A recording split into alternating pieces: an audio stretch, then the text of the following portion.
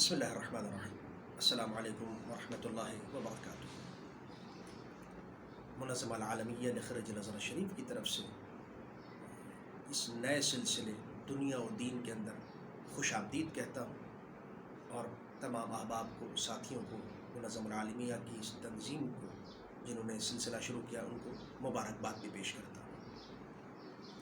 موضوعنا اليوم تربیت الجیل،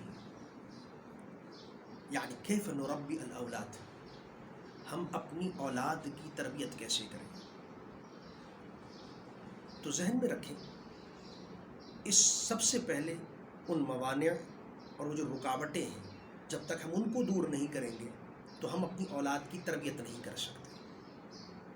جن میں سے سب سے پہلے اگر ہم غور و فکر کریں تو جو پہلی رکاوٹ ہے جس کی وجہ سے ہماری اولاد کی تربیت خراب ہو رہی ہے، صحیح تربیت کی طرف نہیں آ رہے، وہ ہے بری صحبتوں کا اختیار کرنا۔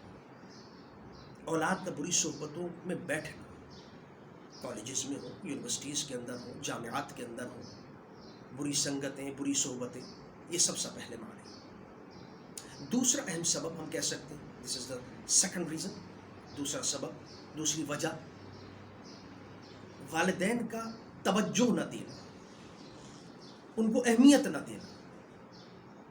جبکہ میرے حبیب علیہ الصلوۃ والسلام نے فرمایا کہ قال نبی علیہ الصلوۃ والسلام ان لکل شجرہ ثمرہ وثمرۃ القلب الولد۔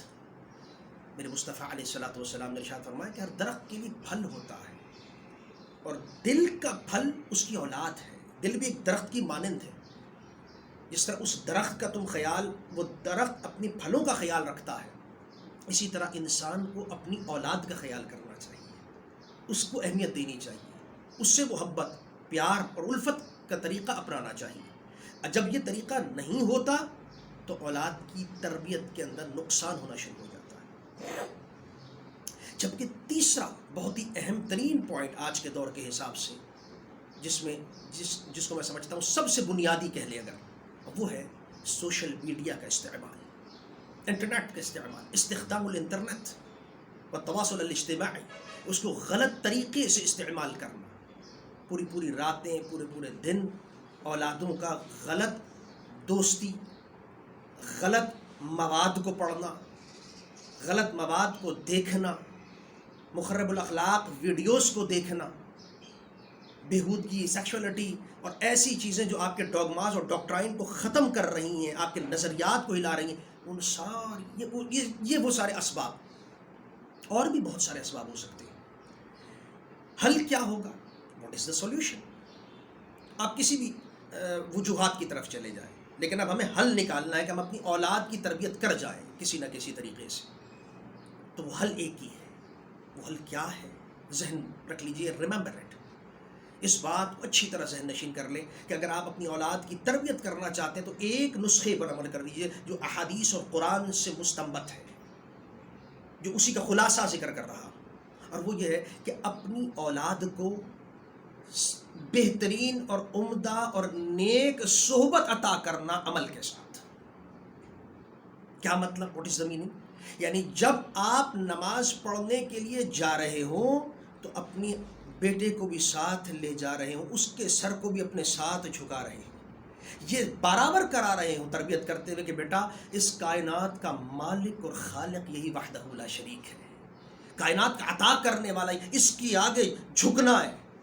یقین جانیں جب آپ اس انداز میں تربیت کریں گے کہ خود بھی پہلے، کیونکہ میں نے یہ جملہ کہہ دیا کہ سب سے پہلے خود آپ کو صحبت صالح، اچھی صحبت فراہم کرنا، تو وہ تب ہوگی کہ جب سب سے پہلے آپ خود صالح ہوں گے۔